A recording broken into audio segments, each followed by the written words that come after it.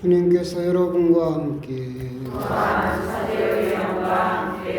마테오가 전한 거룩한 복음입니다.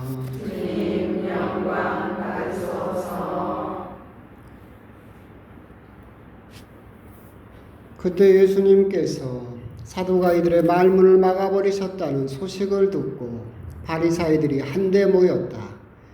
그들 가운데 율법교사 한 사람이 예수님을 시험하려고 물었다. 스승님, 율법에서 가장 큰 계명은 무엇입니까?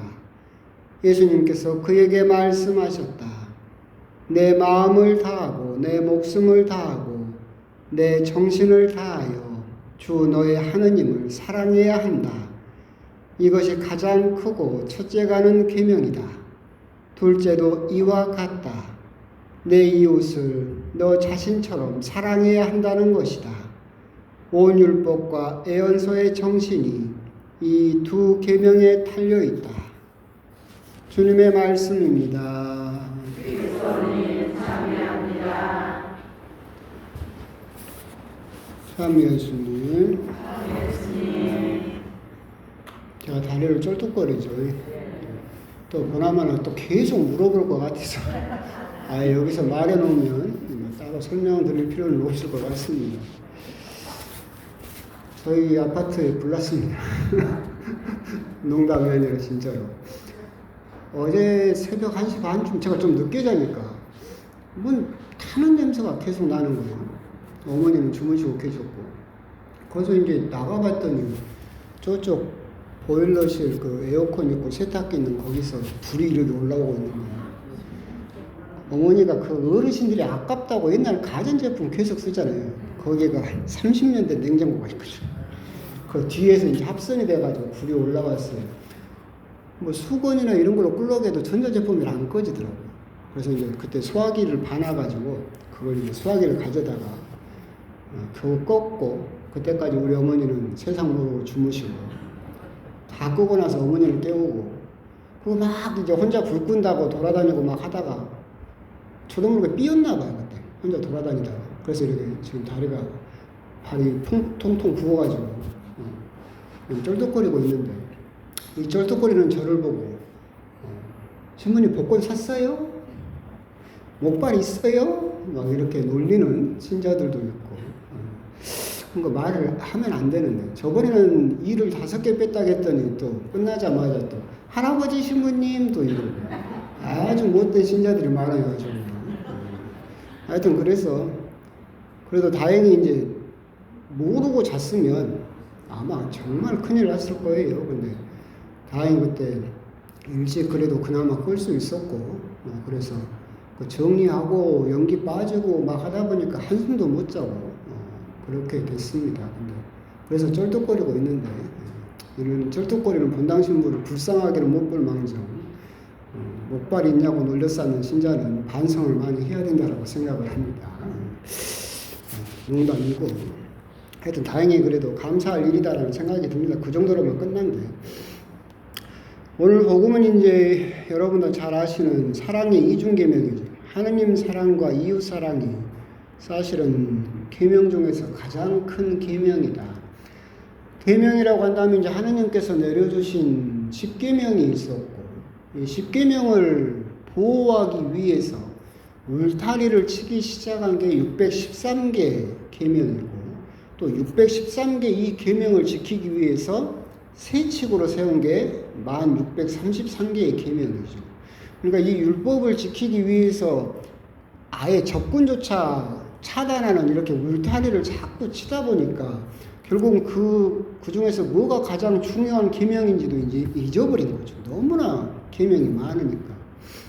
그래서 율법학자들은 그 수많은 계명 중에서 어떤 게 가장 중요한 계명인지에 대해서 논쟁을 하고 있었었고, 그래서 이제 예수님께도 시험 삼아서 사두가이파가 실패했다는 이야기를 듣고 자기들이 똑똑하다는 것을 드러내기 위해서 질문을 던졌고, 결국은 바리사이도 승복한다는 이야기죠. 결국 수만 가지의 계명 중에서 가장 중요한 것은 사랑이다. 그것도 이중계명이라고 부르는 것은 하느님 사랑과 이웃 사랑이다 라고 하는 겁니다. 우리가 하나님을 왜 사랑해야 되느냐라고 한다면 벌 받을까봐 또는 뭐 구원 못 받을까봐 그것보다도 우리가 하나님을 사랑해야 되는 가장 첫 번째 이유는 하나님께서 우리를 먼저 사랑하셨기 때문에 그렇다. 그럼 우리가 이웃을 사랑해야 되는 이유는 뭡니까? 이웃이 먼저 나를 사랑해 주었기 때문이다. 결국은 하나님께서는 나중에 우리를 만나시게 되면 너는 세상 살 때 얼마나 사랑받고 살았냐를 물어보시는 것이 아니라 얼마나 사랑하고 살았느냐를 물어보시게 될 것이다. 우리들은 사랑이라고 한다면 받는 것만을 생각하죠. 내가 받아야 줄 수 있다 라고 생각을 하지만 사랑은 먼저 하는 것이고 내가 사랑을 했을 때 받게 되는 것이지 그 순서를 우리가 잘못 착각하면 결국은 나는 사랑받지 못했다. 왜 저 사람이 나를 사랑해 주지 않을까라는 그런 생각만 하면서 결국은 자기 자신도 사랑하지 못하고 이웃도 사랑하지 못하고 결국 하느님도 사랑하지 못하게 된다. 먼저 사랑을 해야 된다라고 하는 거. 그런 부분에 대해서 이제 지적을 할 수 있겠죠. 결국은 이제 몇 번씩이나 말씀드렸던 것처럼 그래서는 사랑을 어떻게 해야 됩니까라는 여러 가지가 있겠지만 제가 가장 좋아하는 말은 사랑은 어디에서 나온 말이라고 그랬어요? 살에서 나온 말이죠. 그러니까 사랑한다는 것은 그 사람에게 살맛이 나게 해주는 게 사랑하는 거죠. 그러니까 살맛과 죽을 맛이 있죠. 죽을 맛은 딱 그거예요. 옛날 지금이야 뭐 맛있는 죽이 많지만 옛날에는 흰 쌀을 그냥 푹푹 삶아가지고 간장에서 먹죠. 한참 끓이잖아요. 그렇게 흰 죽을 팔팔 끓여서 먹으면 뭔 맛입니까? 아무 맛도 없죠. 생명이라고 느낄 수 없죠. 그러잖아요. 살아있는 맛이 없죠. 그래서 그게 죽맛이에요. 죽을 맛이죠. 근데 살맛은 살아있는 그 맛이죠. 내가 아무리 저 사람을 사랑한다라고 하지만 그 사람을 억제고 말도 못하게 하고 그걸 사랑이라고 주장을 한다. 그래서 그 사람은 나만 보면 죽을 맛이야. 그러면 그건 사랑이라고 부를 수가 없다. 결국은 하느님 사랑과 이웃 사랑은 하느님께도 살맛 나게 해드리고 내 주변 사람들에게도 살맛 나게 해주는 것. 그것이 진정한 사랑이다. 우리가 누군가에게 사랑한다. 자녀가 되었든 누군가를 사랑한다라고 할 때 나는 정말 저 사람에게 살맛 나게 해주고 있는 사람인가? 웃음이 되었든 칭찬이 되었든 위로가 되었든 아니면 도닥이는 스킨십이 되었든 그 사람에게 나는 살맛을 주는 그런 사람이 되어야만 우리들은 사랑하는 사람이다 라고 이야기를 할 수 있겠다라고 하는 겁니다. 여기까지는 이제 그래도 몇 차례 드렸던 말씀입니다. 그럼 이제 맨날 똑같은 말을 할 수가 없으니까 오늘 복음에서 이제 특이한 점이 하나가 있습니다. 뭐냐면 예수님께서 말씀을 하시죠. 내 마음을 다하고 내 목숨을 다하고 내 정신을 다하여 주 너의 하느님을 사랑해야 한다라고 말씀을 하십니다. 이 말씀은 신명기 6장 4절에 있는 보통 이스라엘에서 아주 중요하게 생각하는 쉐마 이스라엘 백성은 들어라 라고 하면서 이스라엘 백성이 아침에 일어나면 맨 먼저 해야 되는 기도의 첫 구절입니다. 그런데 신명기 이 원천이 되는 쉐마 이스라엘 백성은 들어라 내 마음을 다하고 내 목숨을 다하라고 이어지는 이 신명기 6장 4절의 구절은 정확하게 어떻게 되어 있느냐면 내 마음을 다하고 내 목숨을 다하고 여기까지는 똑같고 그 다음에 내 힘을 다하여 주 너의 하느님을 사랑해야 한다라고 되어 있어요. 근데 예수님도 그걸 아시면서 마지막 구절을 바꾸셨죠. 힘을 뭘로 바꿨어요?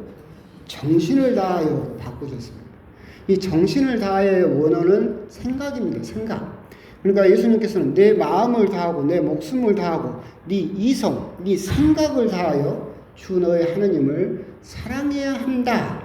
이 부분에 대해서 우리들이 조금 묵상을 해봤으면 좋겠다. 신명기에서는 생각이란 단어가 없이 힘을 다하여인데 예수님께서는 그 구절만큼을 힘을 빼고 생각 그리고 정신이란 단어를 쓰셨다. 이것은 지금 우리들의 그 현대 세계에도 특히나 우리 한국 사회의 교회의 모습에도 정말 많은 걸 생각하게 해주는 겁니다. 무슨 말이냐면 지금 개신교라든가 정말 많은 우리 그리스도교가 반지성주의, 열성주의 그리고 감정주의로 흘러요. 그러니까 교리나 신학이나 이런 것은 필요 없고 그저 나의 열성, 나의 그냥 느낌, 내 감정 여기에만 그러면 신앙이 잘된 신심이 깊은 사람이다 라는 착각 속에 있죠. 얼마 전에 이제 그게 부쩍 생각나는 게 정광훈이가 또 어디 가서 중학생들을 가지고 또 그 기도회를 하더라고.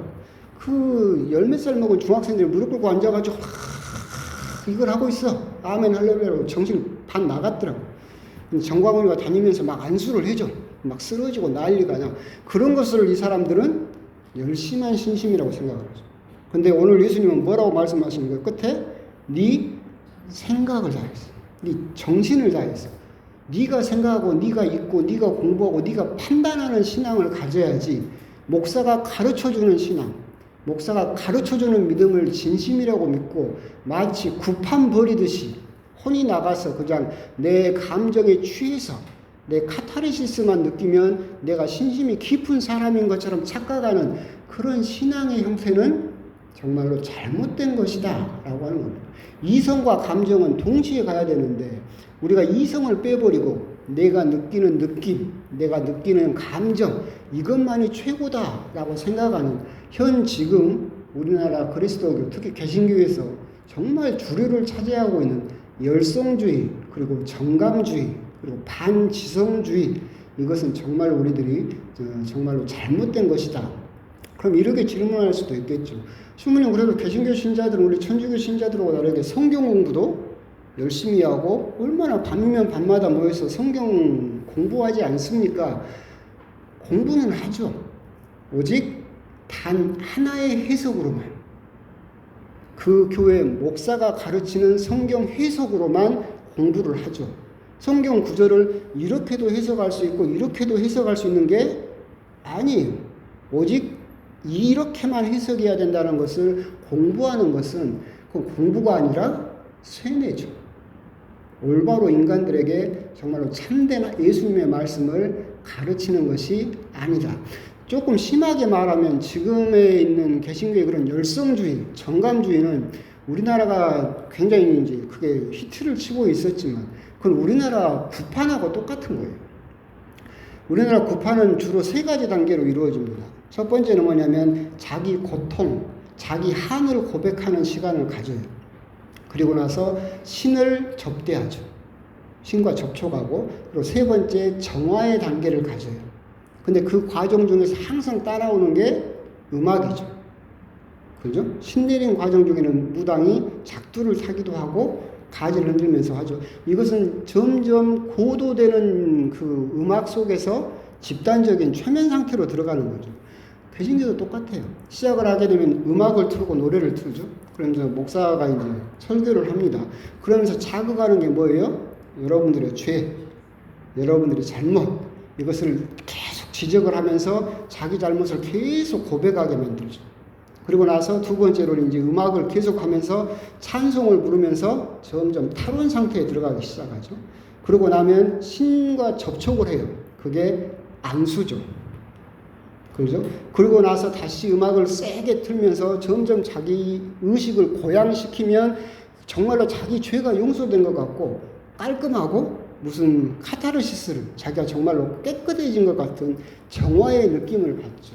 사실 그래서 이건 제 이야기가 아니라 종교학자들의 이야기입니다.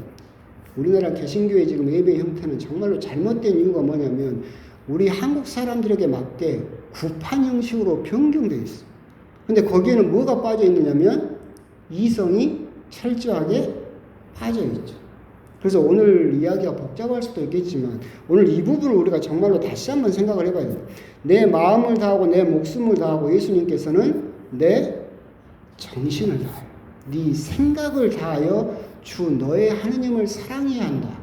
그냥 목사의 뇌를 이식받아서 다른 사람의 성경 해석을 이식받아서 그것만이 정답인 것처럼 그저 아멘 할렐루야만 한다고 해서 구원이 이루어지는 것은 아니다. 신앙은 내 각자 나름의 인생을 건 응답이죠. 다른 사람이 응답해 주는 게 아니에요. 내가 고민하고 생각하고 연구해서 내 삶과 합쳐져서 내 오롯한 내 모든 것을 하나님께 드리는 것이지 다른 사람이 가르쳐 준 것만으로 결코 예수님의 구원을 장담할 수는 없다. 그렇기 때문에 오늘 복음에서 그 부분을 우리가 한번 생각을 해볼 필요가 있겠다. 신명기에 있던 그 구절에서 예수님께서 왜 굳이 힘을 빼버리고 정신이라는 생각이라는 단어를 우리들에게 말씀하셨는지, 그리고 점점 더 사람들이 그러잖아요. 우리도 그죠? 성경 읽기 싫죠. 공부하기 싫잖아. 신학은 복잡하고 뭐 이렇게 들여다보라고 머리 복잡하고, 그러면 뭐만 하면 구원받았으면 좋겠어요? 아멘만 하면 구원받았으면 좋겠죠. 그죠? 근데 그런 과정들이 똑같이 있어요. 불교도 그러거든요. 불교도 부파불교, 소승불교라고 할 때는 굉장히 공부를 열심히 해야 됐어요. 근데 인기가 없죠. 그래서 그 다음에 나온 게 대승불교가 나왔어요. 대승불교에서 뭐만 하면 돼요? 나무하면 타불만 하면 돼요. 얼마나 간단해요. 불경을 읽을 필요도 없고 공부할 필요도 없고 뭐만 하면 돼요? 나무하면 타불만 하면 돼요. 그렇게 불교가 흘러갔던 것처럼 우리 그리스도교도 자칫 잘못하면 정말로 자기 생각이라든가 자기 어떤 판단은 빼버리고 그저 아멘 할렐루야만 자기 감정에 취해서 자기 열정에 취해서 막 몸을 부들부들 떨고 막 이렇게 하면 그게 정말로 열심한 신앙인이다 라고 하는 착각에 떨어지면 안 된다.